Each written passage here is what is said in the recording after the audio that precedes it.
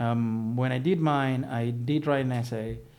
I was tempted to send in a video, but then I thought it's gonna be awkward. I like no, yeah. So I did send an essay. Then they contact you if you move to the second round, which is okay. Once the applications, they screen all the applicants, and then they choose who moves to the interview phase. And so funny enough, I get this email from Garrett Oliver, and I'm like, yeah, Garrett. Sure, I get an email from Garrett Oliver. And then I click and I read it, and I was like, it looks like it is. Yeah. It took me a minute to actually realize that it was actually him. And so I sent my reply, and then I moved on with the application process. And I was fortunate enough that my interview was with Garrett Oliver and Breeze.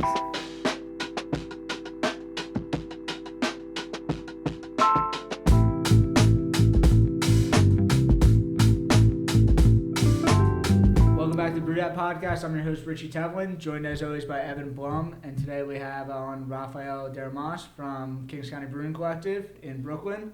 So I guess we got our introduction to you because we had Breeze on a couple months ago. She's part of the board of the MJF. And, from there, then we talked to Mark Silva from Pro Brewer. And both of them were said the same thing. We have to have Rafael on. So here you are. So we're here to talk about, who you are, MJF. You're now a board member there. You're a past Scholarship Award winner. Yeah. So we want to talk through that whole process, and then also your time at KCBC, and kind of just get your thoughts on the industry. Absolutely, man. It's happy to be here. Yeah, same. Like I talked to Breeze once. She was in the podcast for Log Jamming, and and then I came to Log Jamming for the first time this year. And I met so many wonderful people. And, Philly is a city with such a nice beer scene. But not only the beer scene, I think the beer culture. This is a city that is historically has had a great beer scene. And, one of the few places where you get some of the rarest West Coast IPAs on tap. Yeah, it's insane. It's we're kind of spoiled here that everybody go to, it's even if it's a weird dive bar, it's they got Pliny the Elder. That's fantastic. So I'm happy to be here. Thank you for the invitation. Yeah, appreciate you making the trek this morning all the way from Manhattan, 3 hours in traffic. I'm from Brooklyn, so it takes. I'm not from Brooklyn, but I'm at Brooklyn all the time. It takes so long to go back and forth sometimes. That's true. Crazy ass traffic. Yeah. Cool. So let's start from the beginning. I guess your history was not in beer to start. Not at all. So can we give a little background on what you were doing before beer, and then what that transition was like? Yeah. Moving into that. So my background is in political science and international relations, and I became a beer geek or enthusiast, I guess, when I had the opportunity to go to Germany briefly for a couple months as an exchange student. And the city that where I was staying at, Tübingen, southern Germany, not quite Bavaria, but right there, southern Germany, and they had so many breweries just around town. I think within, an hour radius, there were something like 25 breweries. That have been there for hundreds of years. For forever, neighborhood breweries. Yeah. Right? And then I had my first Hefeweizen there. And I didn't know that beer could taste like that. Growing up, especially growing up in Venezuela, which is where I'm from, you get your basic macros. And what are the macro beers down there? So Polar is a Pilsner, and there's another regional one that also reaches nationally, Zulia Regional. But they're basically the same type of beer. It's just kind of Bud Light clones. Yeah. Did you get any American beers down there too? I mean, people used to get Bud Light and stuff like that. Heineken was a big deal. Was there Guinness?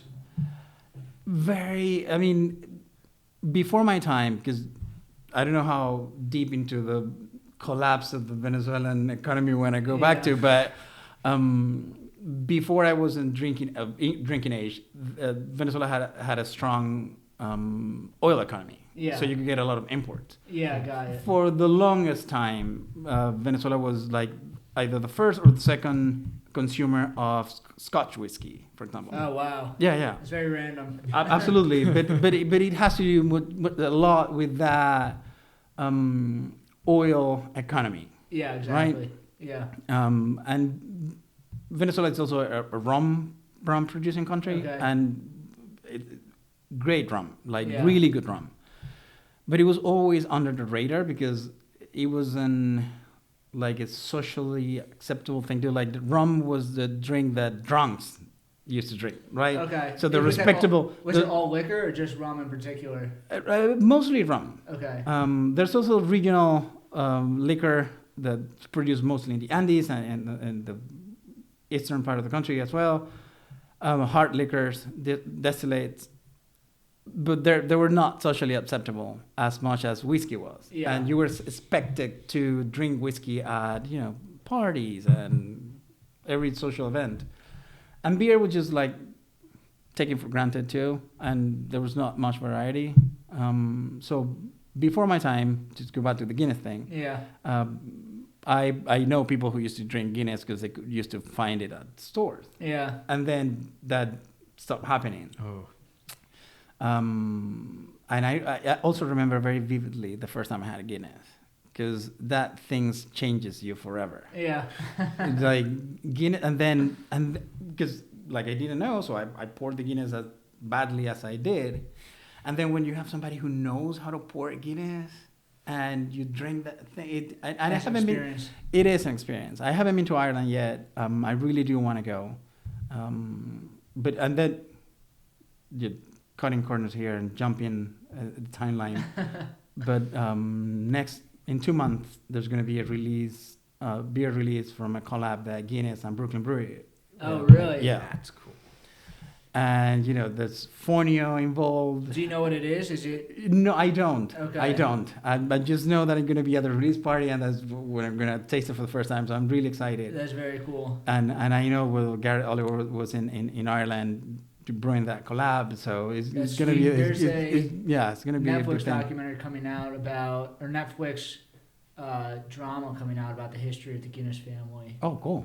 Yeah, I think next year, the year after. So it's gonna be like Peaky Blinders and the Guinness family. That's gonna be sick. I feel like Guinness has popped off right now, like just even in the last year or two. Definitely. Yeah. I mean, if you're a beer lover, I don't think any beer lover will consider Guinness not a craft beer. We wouldn't think about Guinness as a macro. Mm-hmm. It's the same thing as Yuengling in Philadelphia. Like, right. Yuengling is so popular, but like, is Yuengling that much different? I mean, it's an amber lager, but is that much different than the macro lagers? Right. Not really. Guinness is further away from that than Yuengling is. Right. Well, I guess when you don't have to worry about paying rent. Yeah. The way Guinness is. But going back to your question, so I tried that beer, Hefeweizen, and some local Roadhouse Pils is from that area. Okay, cool.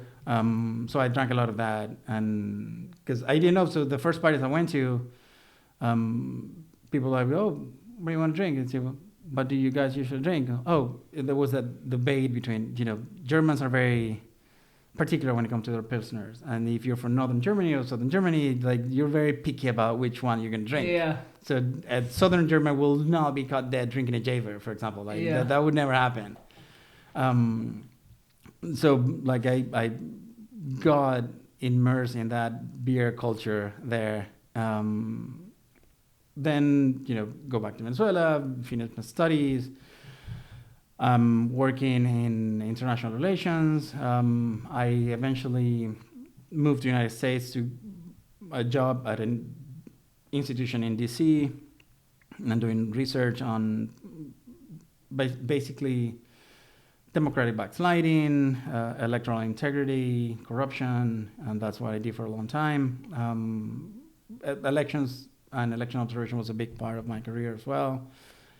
So that gave me the opportunity to travel throughout Latin America and the Caribbean extensively, sometimes spending a lot of time in those countries, going a couple of times a year. So you get to know people, you get to talk to people. And, as people who are members of the beer industry, as you know, you sit down to somebody to have a conversation with the beer, and then, things become friendly, and you a great equalizer. It is, and then, people can show you their culture and who they are over a pint of beer. Drop down the shades a little bit, kind of actually talk person to person. And keep in mind, I was, my job, one of the things that I had to do was, go to a certain country, meet with people in academia, civil society, political parties, NGOs, and get an idea of what's going on. Yeah. Right? Like, beyond the headlines, like, what's happening here politically. Yeah. And some of the best lessons I've learned and the best conversations that I had over those years were not necessarily at the university, at the meeting room, or the place where we're supposed to meet, at the hotel lobby or whatever.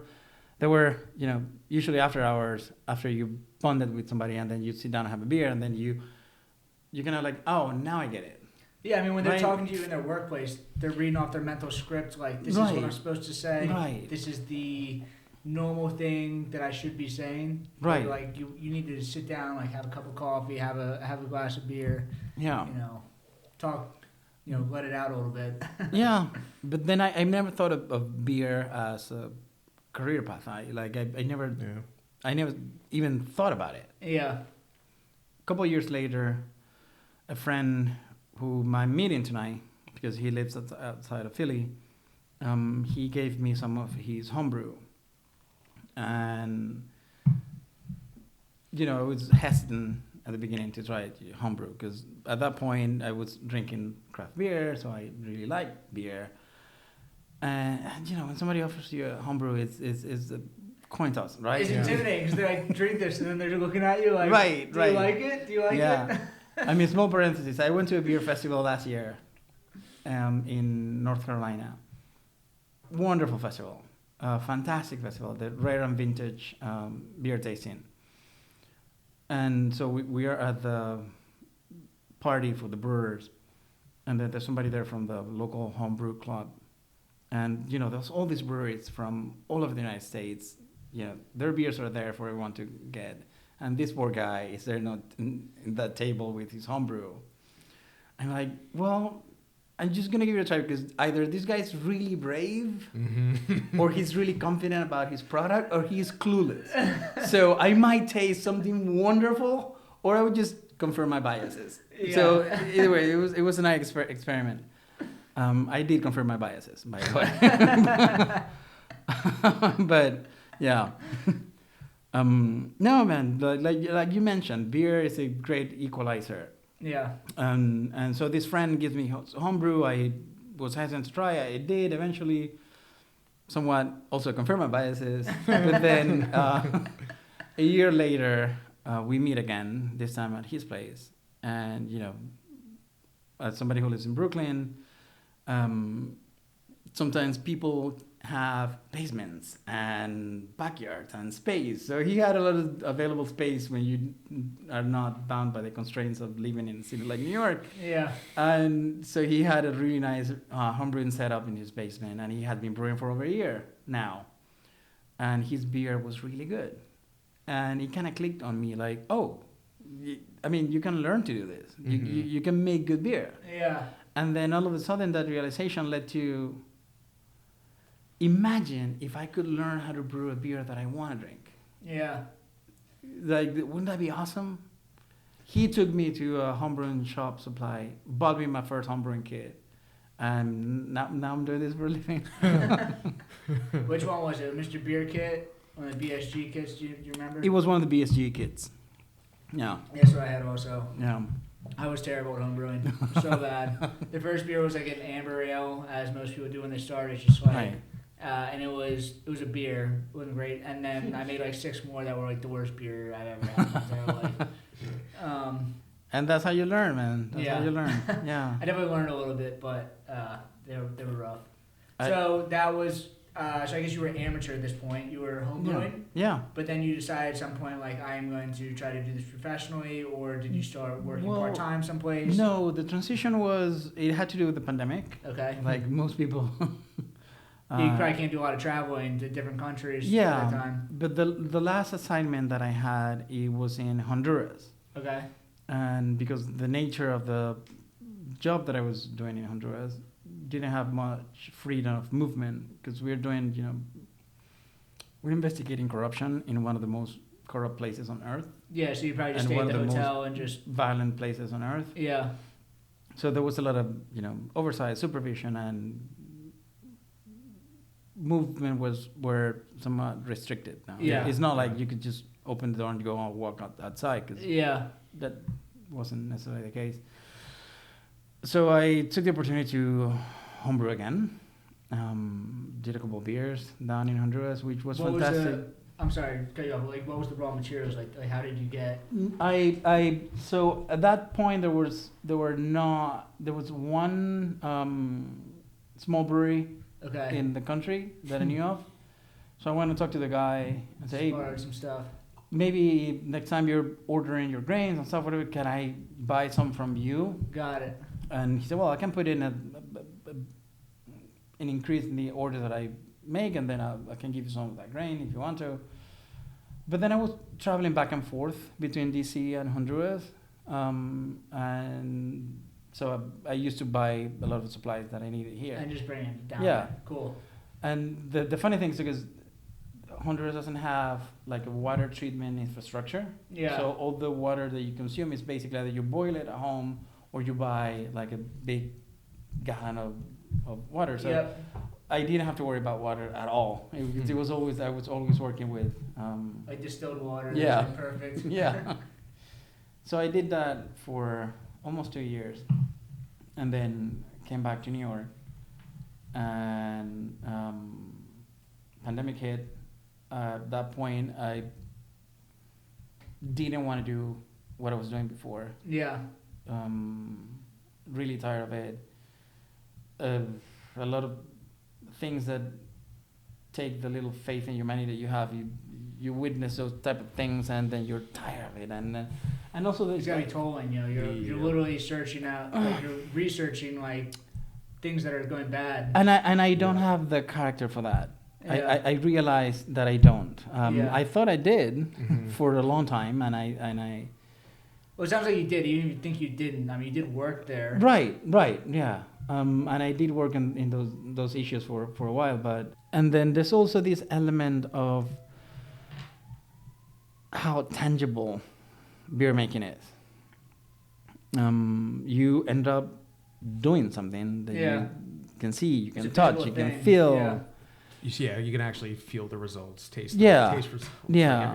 And because much of what I did had to do with, let's write something that you can use as a reference for the next 6 months to a year, and this is the strategy, how we move there. You never get to see the end result. You only get to see the disappointment. Yeah, and government and everything about politics is like so convoluted that whatever you're doing, like, I mean, if you make a good beer or bad beer, it's very like 1 or 0. It's right there.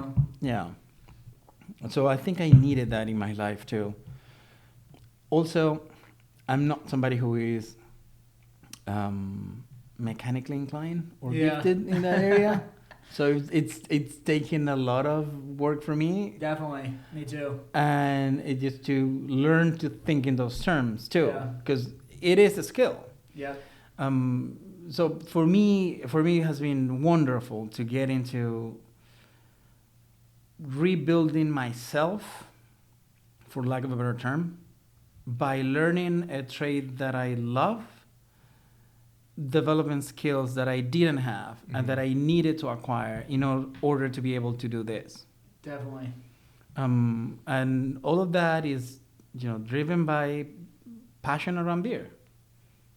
Because, as you guys know, the more you learn about beer, the more you realize that there's so much more to know. And not only that, but this thing it's part of what makes us a human. I mean, since recorded history, there's been beer. You know, Right. it's like it's been in parallel with recorded history. Like it's almost like at the same thing. So like you can trace, you know, the advancements of technology and human advancements with the advancements of like beer, Right? getting better almost. I mean, just modern things like refrigeration, pasteurization. Yeah. The microscope. I mean, all of the things are related to the innovation that we needed to create to improve the quality of the beer. I mean, penicillin, Yes. cell technology. That was like Carlsberg at Heineken. Yeah. It's like, you know, he was working at Heineken. It's like literally the creation of, you know, modern science and biology was like hand in hand with beer. Microbiology was born out of studying yeast, basically. Yeah. Crazy. Germ theory, like all that comes from beer. But way before that, you know, the hypothesis is that we settled down so that we could brew. That was it. Yeah. Gobli Tepeque in modern day Turkey, and you know all that research that's been done about how people used to bring their grains over there and exchange their brews, and fascinating, dude. And then you realize, oh, we've been modifying grains and yeast to fit our needs at the same time that, you know, we're ensuring the survival of this species, which is, you know, the sugar fungus. Yeah. Yeah, it's crazy. Like this thing that's like, you know, just looking to eat simple sugars. Right. Has somehow like shaped, you know, human culture, human geography, Right. all these different things. Like, and all the yeast wants to do is just eat nice sugar and reproduce, man. Like they are actually living the dream. They're chilling in beer all the time. Yeah. We're the ones who have to worry about, you know, liquor licenses and permits and buying grain and logistics, just so that they can do that. Yeah. That's funny. So Then, this was what year was this? This was a couple years ago. Yeah. So after the pandemic, I think I did the Bronx, the beer culture internship program at the Bronx. So the beer culture is what is it? Scholarship program. So the beer culture is a nonprofit. It's spelled beer culture with a K, right? Yes. Okay, Yes. And a big shout out to them because they're wonderful people, and they came up with this idea for an internship program with the Bronx Brewery. So I was I think I was the third person to get that scholarship that was aimed specifically for people of color. And when I was thinking was that your first professional? It was, cool. Yeah, it was. Cool. Before that, it was just homebrewing. Cool. Which, after coming back from Honduras, I had actually stopped doing because, you know, tiny New York City kitchen. And not only that, but also being in New York, it's quite easy to get really good beer. Yeah, you can just go down to the store and buy it. What do you? So a lot of, like, the smallest bodega will have, like, really nice beer, too. Yep. So I couldn't bother to brew beer, given my, you know, space constraints, having all that good beer available to me. Well, I know you work at Victory. During the pandemic, I drank so much of Sixpoint's resin, the Nice. YJ. Yep. That was my go-to beer during the pandemic, so dude. Yeah. Because I mean, it sneaks up on you, but it's such a tasty double IPA. It is, and like West Coast, like there's resinous, piney IPAs are coming back, Right, and it's like, that was great beer. We're brewing a lot of it. I'm sure. So thank you. And then I in deciding what I was going to do with my life, basically. Do you know Emily Hall? Yeah. So she worked at Sixpoint, but I think she was also doing an internship at Bronx Brewery, maybe at the same time as you. I never met her, but I knew that she came from Bronx Brewery and then started working at Sixpoint. Well, Emily is working at KCBC now. Oh, really? Yeah. That's cool. Oh, Yeah. Small world. Yeah. All right. Yeah, we were just hanging out at the party yesterday. I mean, That's so funny. we worked together. Yeah. Okay. And she's also like so knowledgeable and such a hard worker. So. All right, small world. Yeah. Literally. Trying to decide what I was going to do with my life. kind of hesitant to going back to doing what I was doing before, for many of the reasons we already covered. But then I see this program, beer culture in the Bronx Brewery, and just the fact that it was aimed specifically for people of color, was a big factor in me deciding to take that step. Because even though I thought I knew about beer, I didn't think that I had the knowledge to be able to start working at a brewery. And the analogy that I used with some of my friends who told me at the time, oh, but you already know how to make beer, was like, sure, but that's like we get together on Sundays to play football, and then all of a sudden you drop me off in the middle of a professional team, and you expect me to be able to play with them. I still have hopes to play for Penn State one day. But no, I get what you're saying. And then like once you probably start working there, like, oh, this is something that like is a very normal thing to get started. And then part of working at a brewery is they teach you. Yes, but again, those are things that I didn't know anyone who had done that. Yeah. And I didn't have anyone to go talk to and see like, oh, how does it work? So you just show up at the brewery and say, hey, maybe I can help you with something, and then you start taking kegs a couple of times a day. And then I've met people who did that, because that's the way in which a lot of people enter this industry. And I started learning from their own paths as well, like how they got into the industry, why, their learning curve.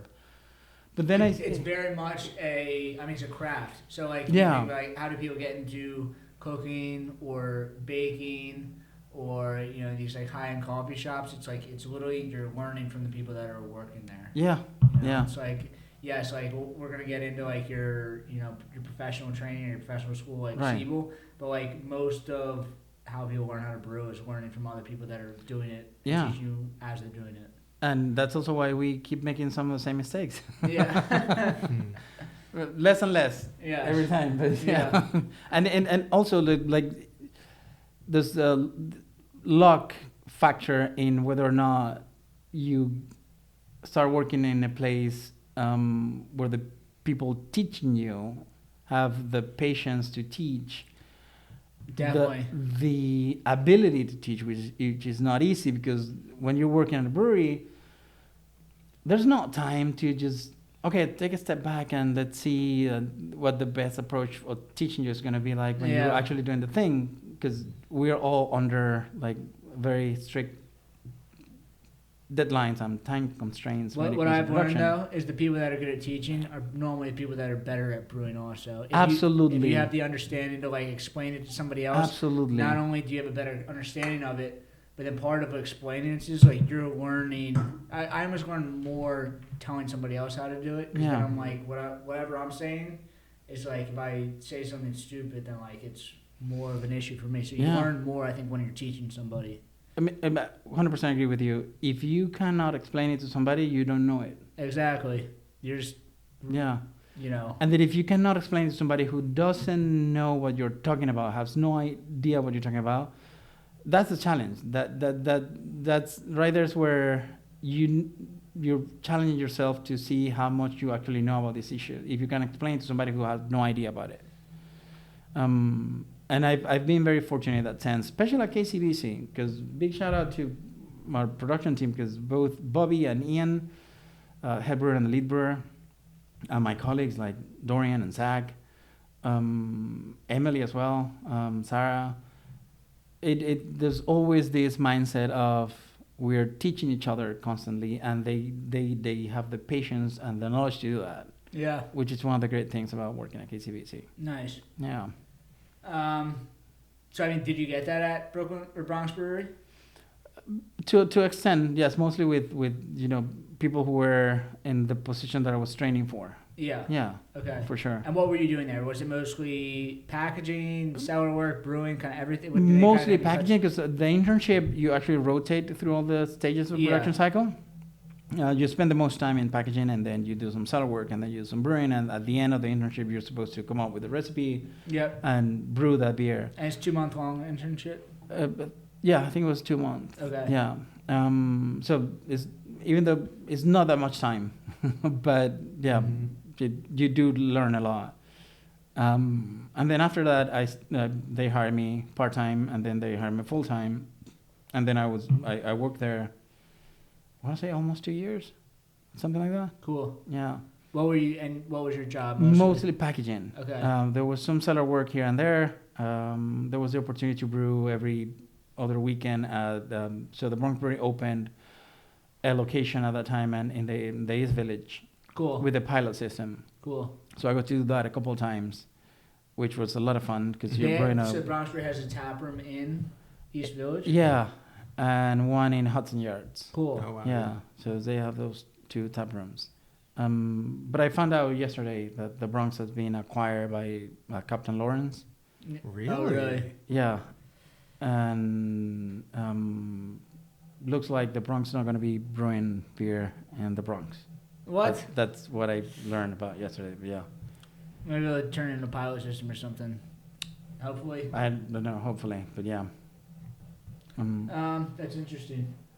So you were working there for 2 years, and then at some point you moved to Montclair Brewing? There's the opportunity. So Damian Brown, who was the president of the Bronx Brewery, was the founder of the Bronx Brewery.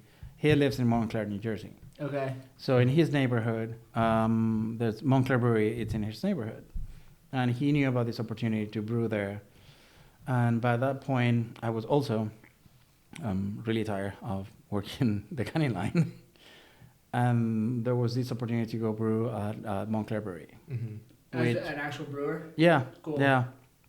And, you know, I was doing the Cornell craft beer program online just to learn more about beer. I completed that and I started working at Montclair. And there's also like this little disconnect between what you're learning and what your head brewer is doing. But there's the thing of, you know, this is how we've always done it versus the thing that you're learning about. And those things are not necessarily the same. But then you have to take into account like the efficiency of your system, the realities of your infrastructure, how fast and convenient it is to do certain things. I want to say it's cool that you were brewing and you were doing this stuff before you went to school. I think that, you know, you probably got a lot more out of school, brewing school, having experience than if you just went cold start school and then brewing. Oh yeah. I mean, especially the program that I did, you know, Siebel and the World Brewing Academy in Munich, the Dominance Academy.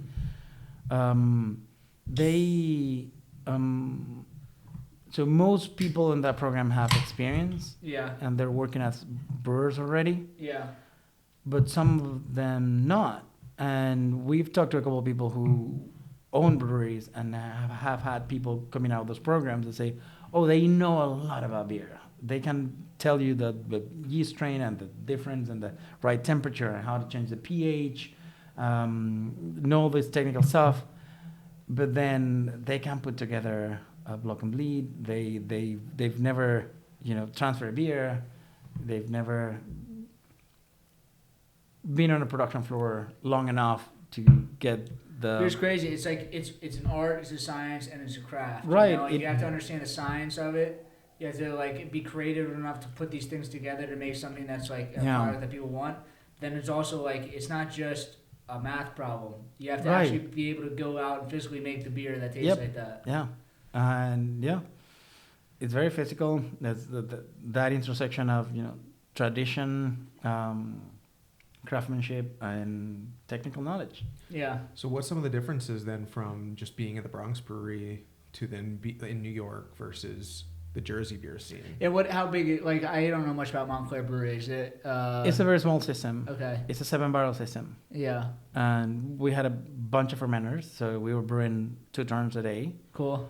And at some point, like, Montclair had like 25 beers on top. Wow. Because, you know, especially if you're brewing with something like Quebec. Is it mostly like a brew pubs? Yeah. situation? Yeah, Okay. I mean they do distribute, and I think last year they signed an agreement with a distribution company, so that now you can find them in New York. I see them at local Whole Foods, really? and in places like that you can see Montclair Brewery. I think they're just opening up a new tap room too somewhere. They are opening a new tap room, Yeah. a second location. Yeah. It's somewhere in New Jersey too. Hatfield. And wait, is Montclair Brewing owned by the same owner of Bronx Brewery? No.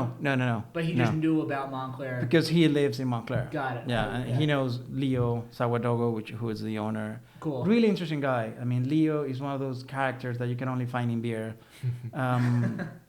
Originally from Burkina Faso, which I wouldn't be surprised if most of us have either never heard of Burkina Faso or met somebody from Burkina Faso, right? And Leo, and because I studied political science, I remember this very clearly. I write in a paper about Thomas Sankara, who was the leader of a revolution in Burkina Faso. So when I meet Leo and I see a portrait of Thomas Sankara, and it like kind of clicked on me. Like, who's this guy? Oh, right, Leo's from Burkina Faso, which is from because I to that point I haven't even connected the two things. Yeah. And then I started talking about African history with Leo and politics and music. I learned a lot about African rock from Leo. And there's a huge African rock scene in the 60s and 70s that is fascinating, dude. And we would just play music where we were brewing and I was listening to African rock for the first time. Not listening to African rock for the first time, I had listened to African rock for the first time, but I listened to a lot of bands that I had no idea existed, thanks to Leo. And his family was actually, his dad was the head doctor for Thomas Sankara when the revolution happened, and when he was toppled in a coup d'etat led by the French and allegedly the CIA. He had to flee Burkina Faso with his family, so they went to France and then Canada. And so he's lived all over the world. But he's one of those people who, jack of all trades. Yeah, it's a different perspective on things. Yeah, Yes. for sure. Yeah. Also, you said only could be working in beer. There's definitely some cellar dwellers. Right. The people that are kind of very into craft beer, I'm kind of part of it, but it's it's a different breed of people that are into That's craft true. beer. It's true. It's fun though. It's my people, but I mean, just like all comedians can bond about, childhood trauma. yes, exactly. We have something similar. Definitely. Yeah. Cool. So you were brewing At Montclair, Yeah. but the commute between Manhattan and Montclair is I could imagine. Yeah. You're in the reverse commute. But Yeah. Where is Montclair? It's in Montclair, but how far is the drive from Manhattan to there? I was taking the train because I don't own a car. I don't have a car. When I was at the Bronx, I used to commute on my bicycle. So I thought, well, Is Bronx Brewery is located right on the other side, right inside the Bronx, right? Yeah. Cool. So it's the South Bronx. It's right there. If you see, I was going to say Rikers Island, but obviously not Rikers Island. Randall's Island. Yes. Yeah. So as soon as you cross the bridge from Randall's Island to the Bronx Brewery is 2 blocks away from there. Cool. Yeah. So it was a really easy commute for me because I'm in northern Manhattan, so it was quite fast to get there. But yeah, the commute was hard. Do you NJ Transit every day? Every single day. Every single day. You can drink on NJ Transit. But you can. Yes, that's true. I know that actually. Yeah, that's That's the true. only thing I know about NJ Transit. And then while I was at Montclair, I applied to the MJF. So how did you hear? So this is how we learned about you was Yeah. through your connection to MJF. How did you hear about the MJF? Because the MJF was, I think, founded in 2020, 2021? Yeah, 2020. So it's very new from when you Absolutely, very new. Yeah. I was at the Bronx Brewery when I saw the first cohort. Okay. Basically pop up out of nowhere Yeah. on my Instagram For You page. Yeah. And I was like, who are these people? And this is led by Garrett Oliver. And then I started seeing all the short bios of the people who got that first wave of scholarships. It was really impressive. And I've been fortunate enough that I've met some of them from that first and second cohort. I think I was part of the third or fourth cohort. Okay. We're now down to our 7th. Wow. And they do what, 1 or 2 quotes a year? Is there a schedule to it? Yeah. 2 a year? 2 a year. So I see these people and I like, what is this? Let me learn about this. Yeah. What's that? And I didn't know Breeze personally, but I knew of the work that she was doing at, the brewery she used to work at. Because, it's one of those breweries that are everywhere. Yeah. and also, like, she had the women's forum. Mm-hmm. And so I attended a couple of those events that were really cool.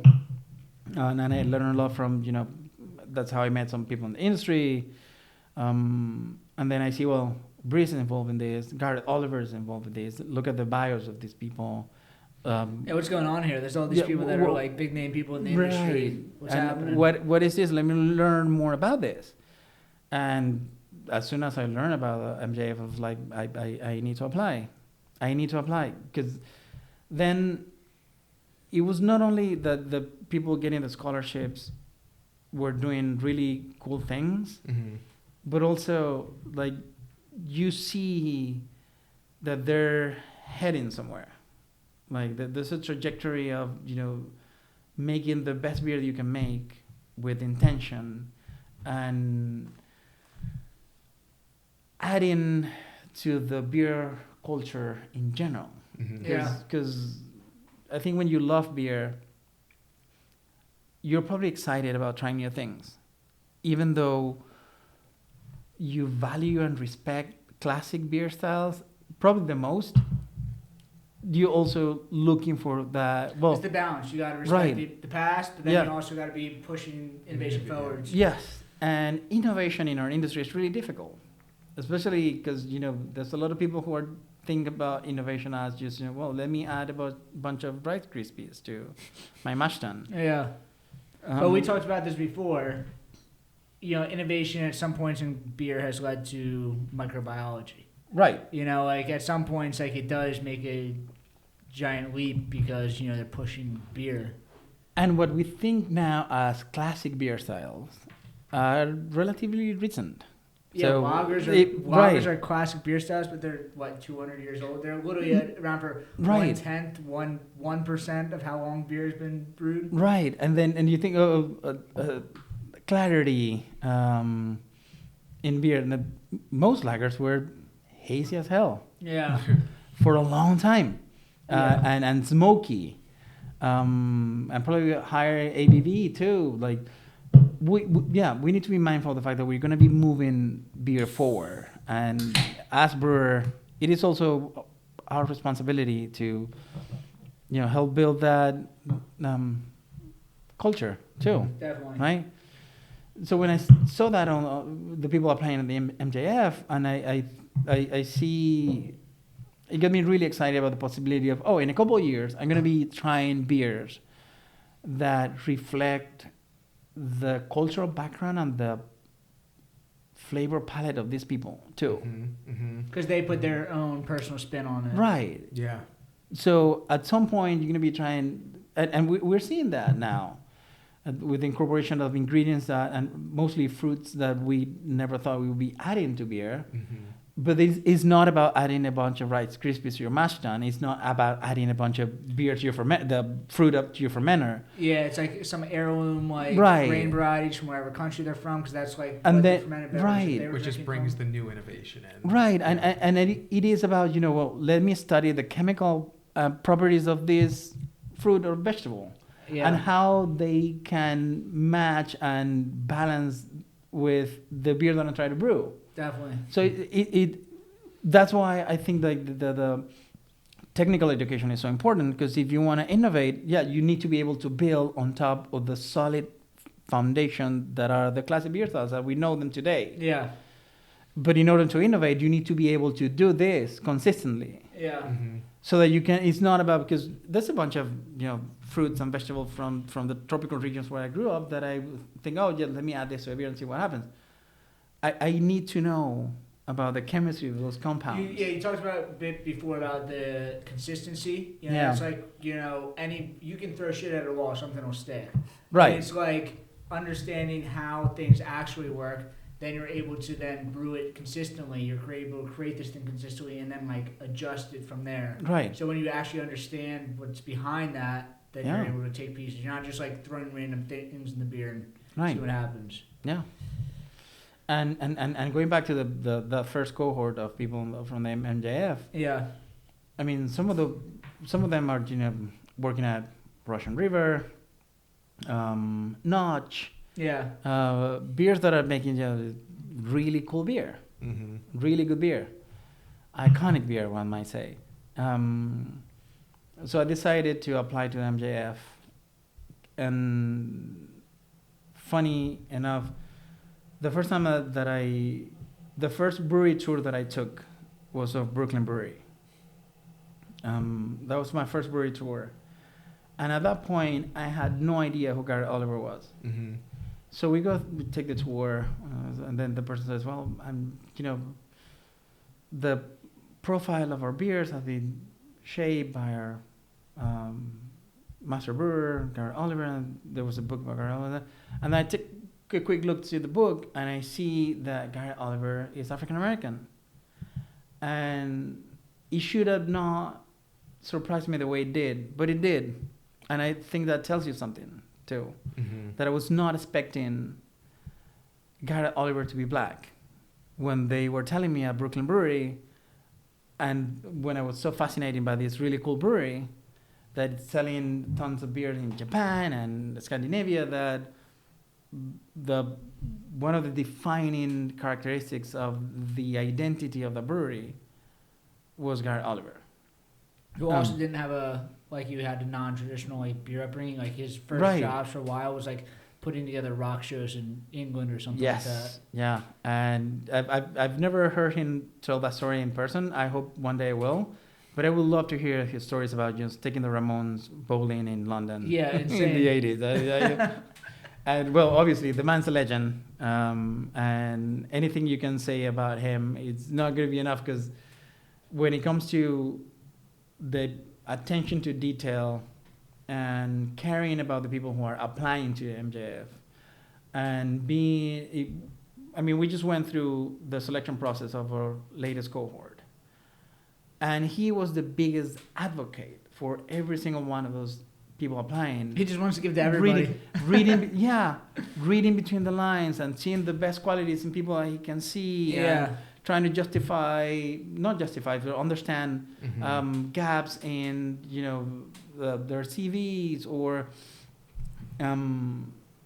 so with all the platform that he has, what he has chosen to do for the beer industry is wonderful, and be able to be in the proximity of that with the MJF, I consider it an honor. Can you talk a little bit about the application process or what that kind of involved? So you've seen both sides now, so I'm sure it's slightly different. Yes. And when we were in those discussions for this later cohort and timing and everything, at some point I told them, like, guys, as somebody who has gone through this process, please let's do this as fast as possible, because I know everyone applying is just waiting to get to know from us. So they open their application process twice a year. I saw it. I signed up for getting the alerts on when I was going to get the notification that the application process was open. So as soon as that pops up, I start working on my application. So they ask you to write an essay about why do you want to do this, basically. Yeah. And then there's a couple of really basic questions you have to fill out, but they give you the opportunity to, if you don't want to write an essay, but if you'd rather send an audio or if you'd rather send a video, the MJF gives you the opportunity to do that. Cool. Because, not everybody is going to be comfortable writing about themselves in that way, if you've not done it before and not knowing what the MJF is expecting you to write. Also, it is an academic thing. When was the last time someone wrote an essay that has a job, Right. Do you have to have brewed or distilled beforehand? You don't. You don't. But you absolutely don't. It's good if you do. Yeah. Because mostly it shows that, you've taken the steps to start going down this path. Yeah. Right? Mm-hmm. It's not like, because I'm curious to see what would happen if I get into beer. Yeah. I mean, that's to show your appreciation. Right. And yeah. But especially if you're applying to a lot of the entry-level programs, there's not a minimum amount of time that the MJF requires you to have before applying.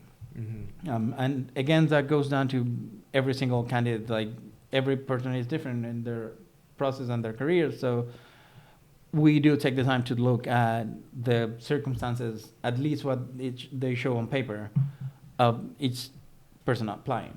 Mm-hmm. Yeah. Right? When I did mine, I did write an essay. I was tempted to send in a video, but then I thought it's going to be awkward. I know, yeah. So I did send an essay. Then they contact you if you move to the second round, which is, okay, once the applications, they screen all the applicants, and then they choose who moves to the interview phase. And so funny enough, I get this email from Garrett Oliver, and I'm like, yeah, Garrett. Sure, I get an email from Garrett Oliver. And then I click and I read it, and I was like, it looks like it is. Yeah. It took me a minute to actually realize that it was actually him. And so I sent my reply, and then I moved on with the application process. And I was fortunate enough that my interview was with Garrett Oliver and Breeze Galindo. Yeah. And Trey from Chula Vista Brewing out of San Diego, with whom I now had the pleasure of working with in the selection process of this cohort. Awesome. So he was the leading person in my team in the interviewing process. Fascinating guy too. Fascinating guy. Awesome Where's history. he out of? San Diego. What, is he connected to a brewery out there? He's a brewery owner. Okay. Yeah. He's a brewer. He was in the Navy for 20 years. Cool. And he has a lot of programs to also helping veterans and people of color in general. Fascinating guy who's done a lot of international travel because of what he did, and so he has a very unique perspective on the world. Yeah. And a similar experience to mine when it comes to what it meant to sit down with people from different backgrounds and have a beer with them. Yeah. But every single person on that board is somebody with whom you be happy to sit down and have a beer with, because they're not only very accomplished at what they do, what they've done, but they're also really interesting people to sit down and talk to, which I find fascinating too. Like, every time I get the opportunity to hang out with them virtually, we're actually meeting for the first time, or the first MBF in-person board meeting is going to be in Brooklyn, coinciding with the release of the Guinness Brooklyn Brewery collab. So Be excited. yeah, it's going to be fun. That's so cool. Is it open to the public? Probably not. Is it really? It is. Yeah. No way. It is. Yeah. Nice It to is. be there. Dude, then I went to the interview process. I was biting my nails for a couple of weeks until I heard back from them. And I got the scholarship. And how many? So there's two. There is it one winner each cohort? So one for brewing, one for distilling. No. There's usually around 7 to 8 people who Okay. get the scholarship. Cool. And I was one of those for my cohort. And it's mostly brewers, Yeah. but it's usually like 2 people doing distillation programs per cohort. And I think there's just a lot less people that work in distilling. Like, you need a lot less liquor to get you drunk. And I think that, like, with that being said, there's just a lot less people that work in distilling. That's because there's less true. volume. That's true. And also, the distilling industry, it's changing also so quickly, and we've seen an uptick in people applying for things to brew, like sake. Cool. Sake is growing a lot. I love sake. Well, but in Bushwick, right next to KCBC, is Kato Sake Works, which makes some of the best sake in New York City. I've read, I think they were in the New York Times a while ago. Or probably. But it was, like, here's some of the best sake in the world in Brooklyn. I mean, you got Brooklyn Kura and Kato Sake out of Brooklyn. And to me, it's fascinating that in Brooklyn, you get 2 sake distilleries that are making world-class sake in Brooklyn. And it's no joke. It's world-class sake. But we're also going to see a lot of people, going into distillation of Korean liquor. Also in Brooklyn, Hanamaka Gully, they're making some of the best Korean salt you will ever drink, and that's happening right there in Greenpoint. So I'm really excited about the future because I think we're going to have a lot more options of things to drink and enjoy. Mm-hmm. Even though the market seems to be like moving towards a lot of non-alcoholic beverages. It'll come back. Probably. I mean, I hope so. I also, when you see the numbers and statistics, people are not drinking the way they used to, and they're not having sex the way they used to, and they say, well, the things might be correlated. In Korea, I think just started a 4-day work week to get couples to spend more time together. Right. I mean, the world that's changing. The government needs to be, if you're having population issues, just start pushing alcohol. Yep. Yeah. Well, I think with this campaign a couple of years ago in Denmark, that they were paying people to have love holidays. So they were given tax breaks and subsidies so that they would go with their partners to a romantic location, meaning go and have kids. Yeah. Gosh. Yeah, because huge population decline and yeah. But anyway, on to lighter things. I got the scholarship, and then the MJF was kind enough to allow me to pursue the Master Brewer program, which is a really expensive program. That's at Siebel, right? Yeah. Siebel's in Chicago? That's Siebel. So you do basically half the program in Chicago and half the program you do in Munich. Cool. And that was incredible. The instructors that I had some of the best instructors that I could ask for. Yeah, for people that don't know, like the big names for American like technical brewing, it's UC Davis and Siebel. Right. Yeah. So like the practical brewing, I went to American Brewers Guild. Yes. So that's part of the scholarship also. But like, I think that the Siebel and UC Davis are much more like almost college level degrees. Right. But I mean it's for years and years and years. Like even before craft beer, it's kind of like been like the standard for a long time was basically the only options available. Yeah. Yeah. And for a long time, Siebel was the only option available too. Yeah. That's changing, which is great. And I think that's a lot of regional and local. You said you went to the Cornell Brewing. Yeah, I did, but that's online. Yeah, that's online. It was really good, and I did learn a lot, and the instructors were fantastic, and and then I happened to meet a couple of people who have gone through that program. It was a lot of fun. It was challenging for me at the time, but so was the Master Brewer program, because I, not having a background in STEM, I don't remember what was the last time that I sat down to study chemistry. Probably high school. Yep. And then, I'm going to class with people who are chemical engineer, food scientists, engineers in general, and then somebody explaining something about a chemical process, and they're like, sure, and then taking notes on it. What just happened? Like, I need to sit down and read on this until I get it, which was great. Because if you have the motivation, if you keep your goal, it is to graduate from this program, but also learn about these issues, then you're not gonna have a problem sitting down and reading. Yeah. And until you get it.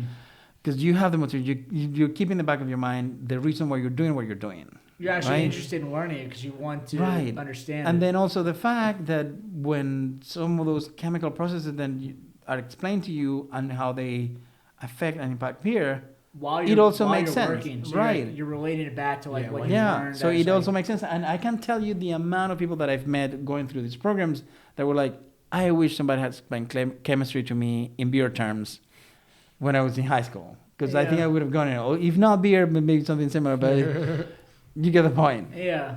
And then our time in Munich was fascinating. Southern German beer culture is very unique, and it's probably the most. And is that VLB? No, that's in Berlin. This is the Domain Academy in Munich. Okay, cool. Yeah. And getting to experience Bavarians in their natural environment, it was quite an experience. And I mean, we drank a lot of really good beer. Yeah, I think the average per capita beer consumption in Bavaria is like twice the average of the next closest country. I wouldn't be surprised. I think it's like 4 gallons. It's some insane amount of alcohol. Like, wait, the average is this, so it's not like just right. people that are drinking. It's like the average is right. this, so like even the people that don't drink, it pulls it into this. Yeah. Well, Agostino Helles is cheaper than water in Munich. So why would you why would you drink water when you can get Agostino Helles really fresh? Yeah. That's crazy. Yeah, I did not know that. Oh, dude, don't even think about buying a bottle of water in Munich. It's going to be more expensive than buying a liter of, 2 half-a-liter bottles of Agostino Helles. Yeah. They're doing something right. It just seems like kind of like unreal. There's I don't know if it's a Coors plant uses, the amount of water it takes to brew a batch of beer. Like small breweries use about like 20 times the amount of water to create the same amount of beer. Right. But then you get the large breweries, like obviously the number goes down. I think Coors uses at one of their high-end plants uses like almost less than one. Like it's almost the point where they're creating more beer liquid than the amount of water liquid. No, they're using. Wow. Because their mash efficiency is so good. They're like the small amount of moisture in the grain, they're able to pull it out, and like their cleaning process and everything are like so perfect that they're almost like creating beer out of thin air. Wow. I mean, when you see those mills that they basically the hammer mills, yeah. Dude, like it's fascinating to see, because then it's a powder, and then they're making beer out of that powder because they have the technology to do that, and in the meantime, they're basically with a hammer, breaking down these pieces of malted grain, and it's powder. The amount that you can use in the powder version versus the amount that you would need to use. Do you know what he's talking about? So your normal lauter is like you crack the grain, so the grain is cracked, but then part of that is like the grain husk creates like a filter bed. So like then you're running water through the grain and the husk, so it's like rinsing out all the sugars. So to get all the sugars, you need the sugars, then create alcohol. Mm-hmm. With a hammer mill, it's like you pound the grain into powder, finely, and then you use these like super high pressure. I don't know. It looks like again, like this is more common. It looks like a sheet filter. Like it's like the grain gets slotted into these things, and it's like super high pressure, like thousands and thousands of pounds of pressure on it, and then it pushes water through. So then it extracts like every single drop of sugar out of it. So then you get like efficiencies that are like sometimes over 100%. Wow. So you're getting more sugar and water out of the amount that you're putting into it. The beers must have like not a very different profile, but like. No, well you can. I know there's a place. This guy I used to work with at flying out of Colton opened up a brewery. I think it was Hidden River or something, or Red Tail River or something. Some place out west that has it, but most craft breweries don't have them because it's insanely expensive. So it's really expensive. Some other places that are massive have them, but it's not common for craft breweries to have them. Crazy. I went to a 10 or 15 barrel brew house in Richmond, Virginia that had one. And was like, why do you guys have this? Yeah, I think it was like they must have had an owner that had like an insane amount of money, and he bought it as like his giant homebrew kit. Right. But those mash filters, and then as you mentioned, the efficiency increases a lot. So you get, for less amount of grain, you get more fermentable sugars. So you can decide, you already have the amount of fermentable sugars that you need, so you can decide whether or not to dilute that so you have a higher volume of beer for the same amount of grain, or just brew higher alcohol content beer. Because basically you have your fermentables there as an extract. that you can then add to. Like you made, think about it, like you make it a concentrated consommé, like soup concentrate, and then you can eat that, or you can just dilute it with water and get a different flavor profile. But you have all the flavor that you need. Flavor meaning fermentable sugars there.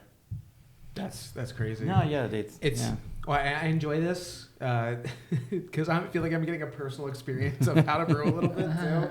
I don't come. Well, don't start at mash filters, because that's right. like level 10. Yeah, great. or hammer mills. Yeah. Which was one of the things of the brew system that they have in the Academy in Munich, because the Academy, they get a lot of these donations from their sponsors, which are the large German companies that are involved in brewing, from manufacturers to chemical companies to grain, every single aspect of the brewing cycle, basically. So you have a brew house that is fully automatic with all the bells and whistles that you could possibly imagine. And then brewing on that system, I was telling one of the instructors one day when we were brewing an alt beer, and I told her, I'm so happy that I get to do this, but at the same time, I feel like I'm driving a Ferrari, and I know I'm gonna go back to riding my bicycle. Yeah. And I go back, so like I will never see this type of equipment again, probably. And I know that I could be doing this, but I have to go back to my bicycle. No, in Munich was fascinating. Then we also had, we do this thing, like the Academy does this thing where for over 2 weeks you go to different breweries across Europe. They're usually like the type of breweries that you want to get to know. And they, for what I understand, 1 year they do Eastern Europe and 1 year they do Western Europe. So 1 year they go to Czechia, the Czech Republic, Czechia, and that part, Germany also, and Austria. And then other years they do Belgium and France. Cool. And I had the opportunity to go to Belgium and France. I think that's where I'd rather go. As much as it's cool to go to the other one, like you're seeing the most cool, insane. And then you've been spending all these weeks with German brewers that are so meticulous and particular about their pH and hot side aeration, and the things have to be this way so that beer works. And then you go to Belgium and they're brewing in a 110-year-old system. Like, why does it taste like this? Well, because they don't clean anything here. And then, when they're mashing it, it's basically like a blender, right? So wort side aeration, it's not even a thing. It's not even in their brewing vocabulary. The science. Right. But the way they treat their beers and how particular they are about barrel aging and the selection of the fruits that they use. Again, I think it's a reflection of what gives me hope and excitement about the mission of the MJF.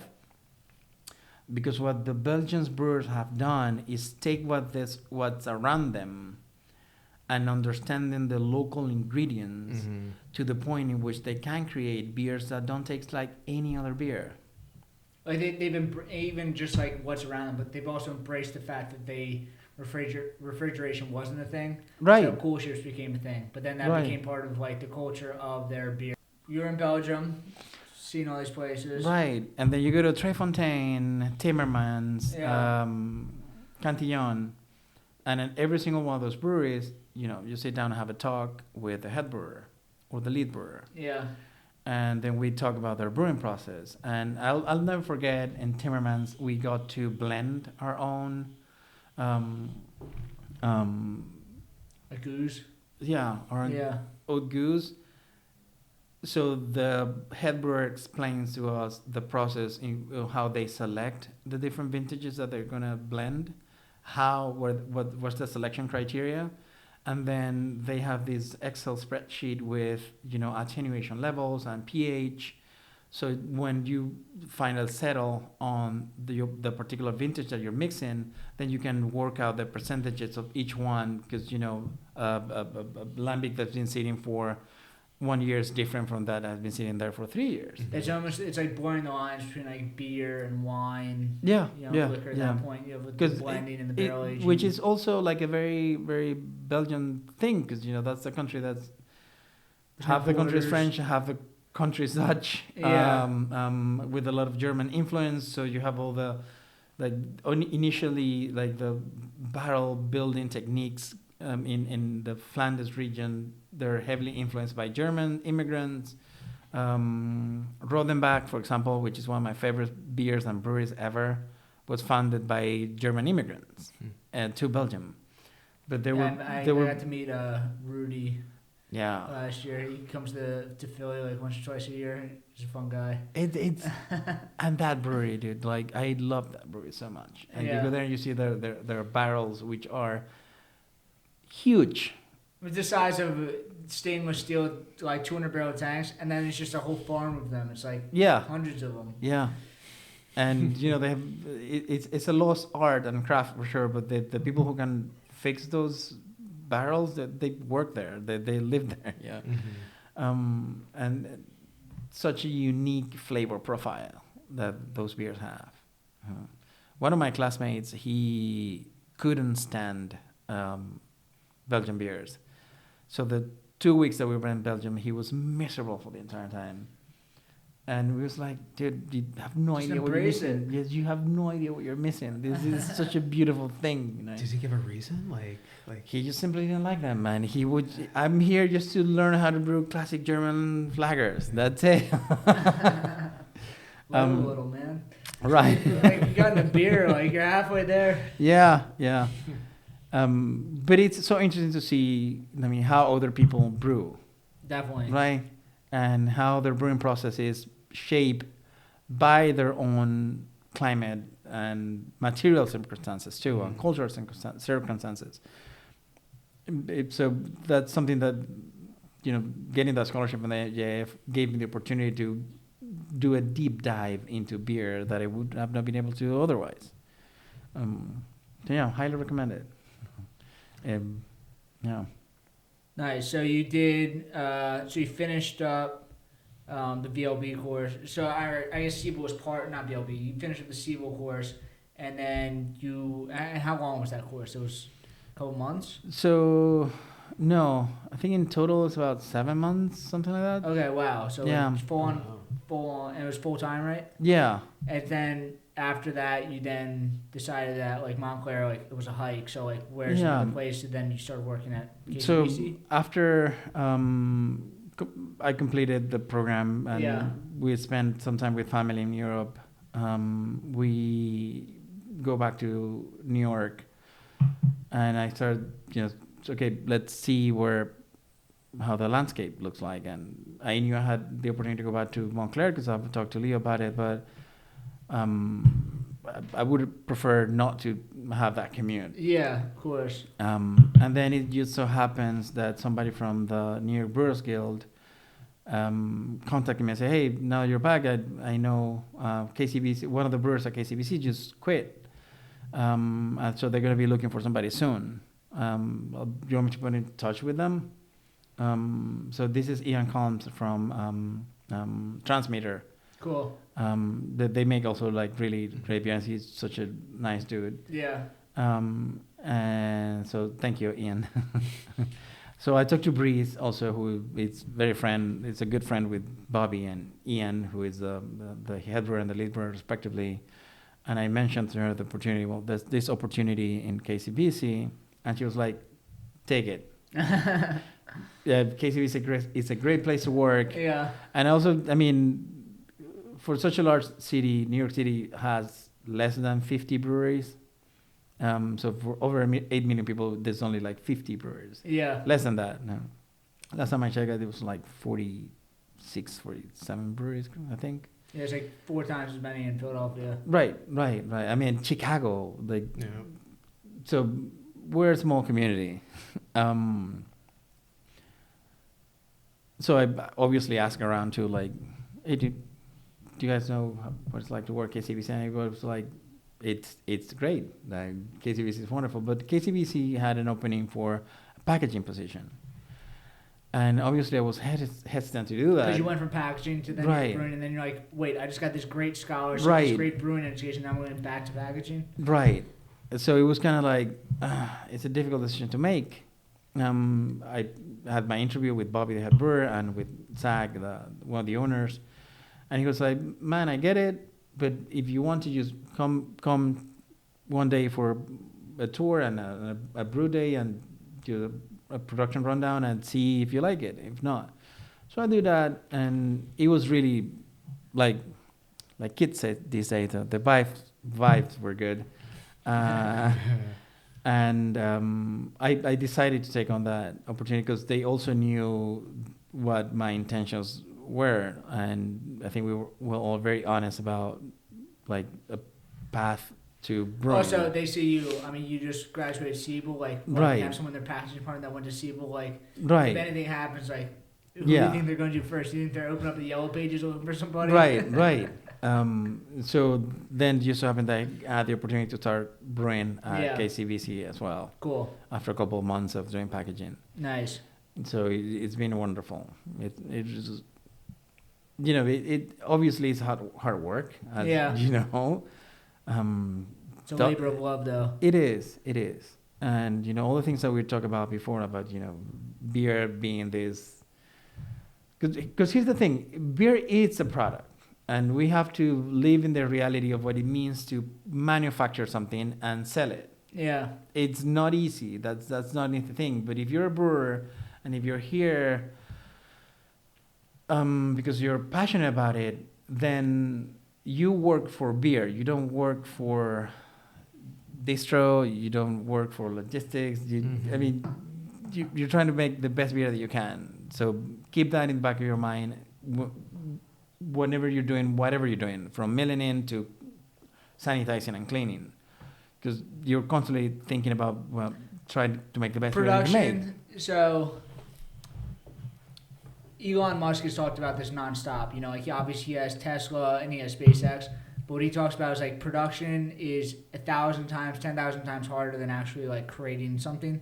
Same way, like you can create a home brew, you can create like one beer, one-off thing that's good. But to consistently make something is like infinitely harder than doing it, and it's like each small craft brewery you have to think of like that's not just like they are themselves a production facility. So like they have to then take on all these positions like taking on raw materials like these I think KCBC do self-distribution? Self-distribution, running a tap room. It's all these different things that are like in most industries are separate businesses. Right. But these are all taking on like it's like owning 6 different businesses in one. Yeah. There's a lot. And if on top of that you throw food. Yes. That's an entirely different industry. Yeah.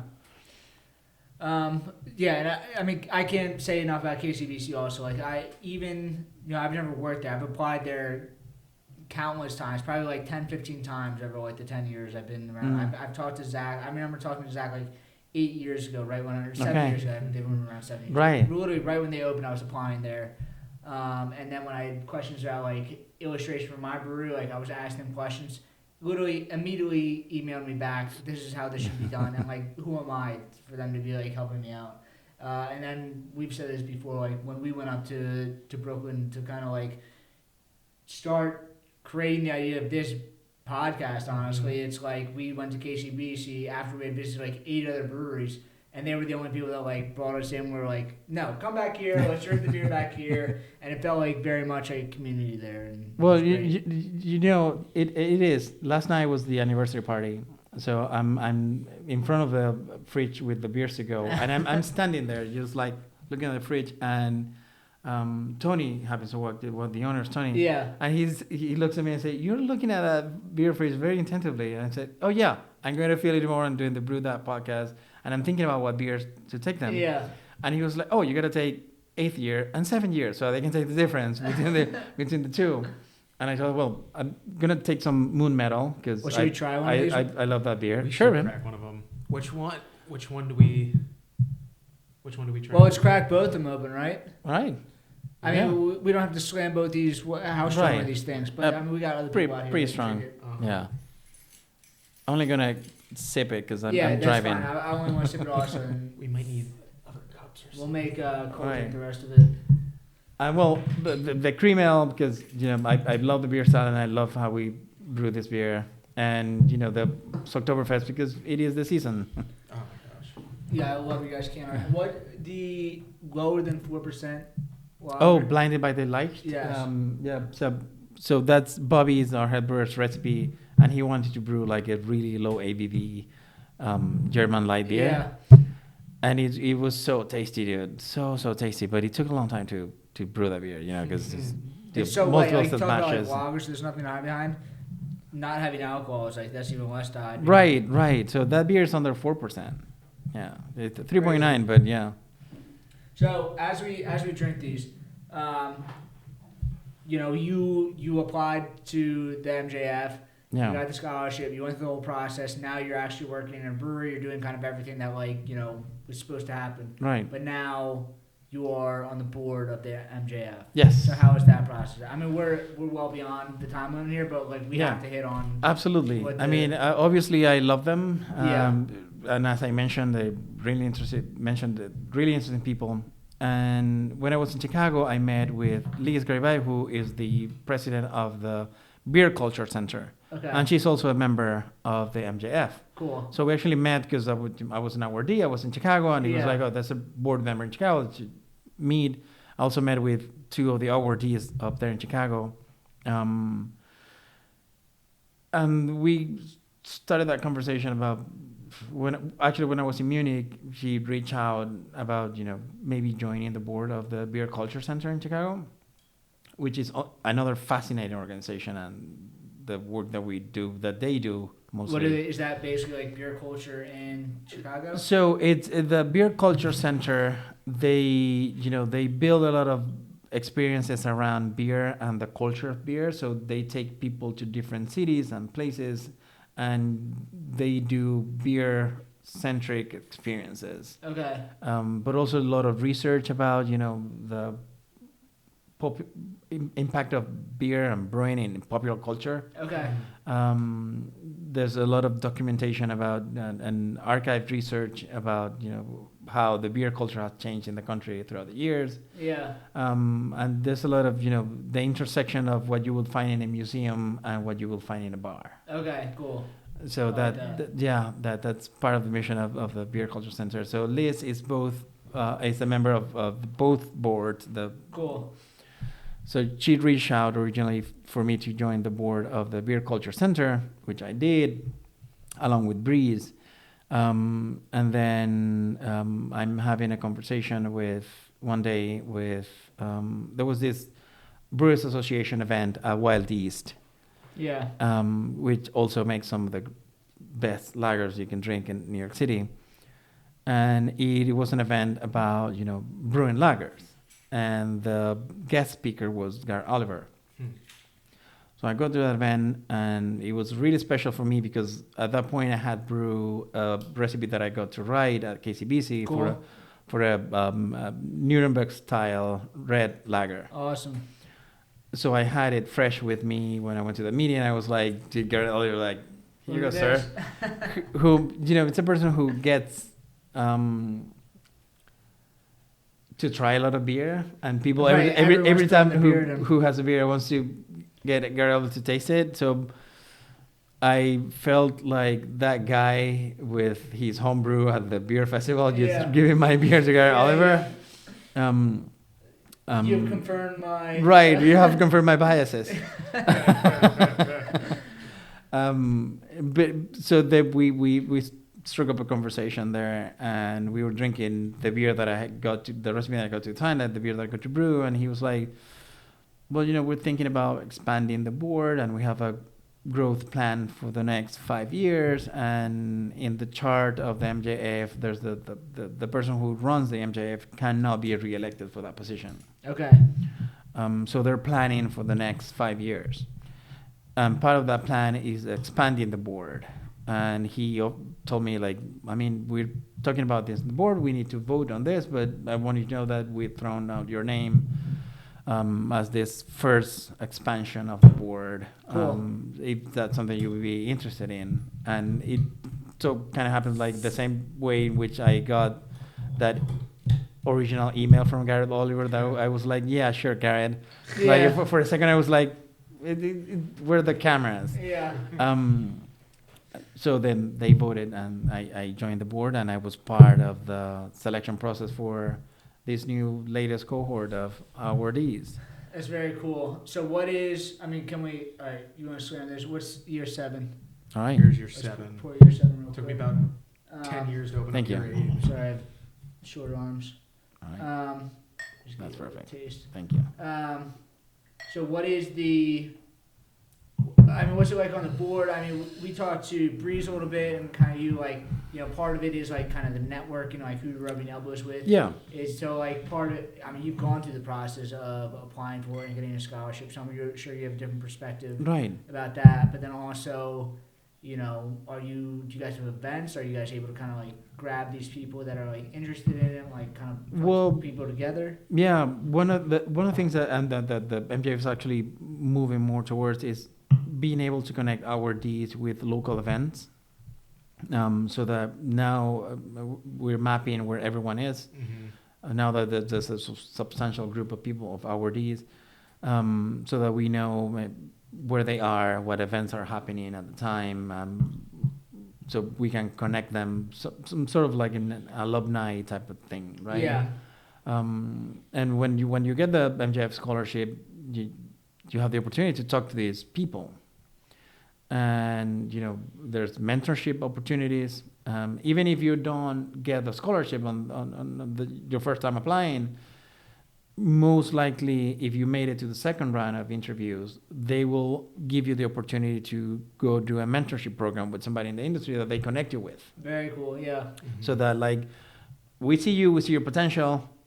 We don't think that you're quite there yet, but listen, if you're interested, you can go through this mentorship program. And like what we had talked about before, part of a lot of brewing is like learning from the people they work Yes. next to. Yeah.